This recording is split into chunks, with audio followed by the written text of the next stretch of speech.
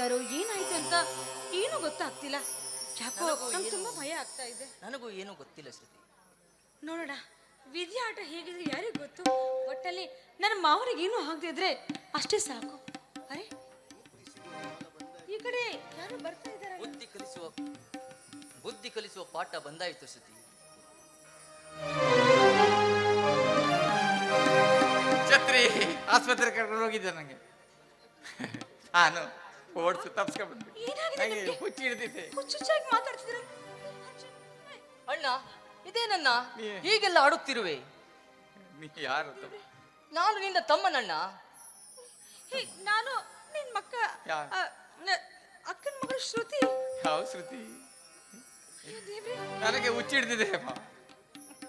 ನಾನು ಕಾಮುಕ.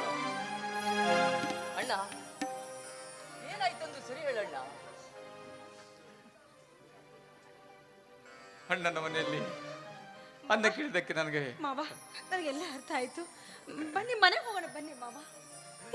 ಅರ್ಜುನ್ ಮಾವ ಮನೆ ಕರ್ಕೊಂಡು ಹೋಗೋಣ. ಬನ್ನಿ ಅಣ್ಣ.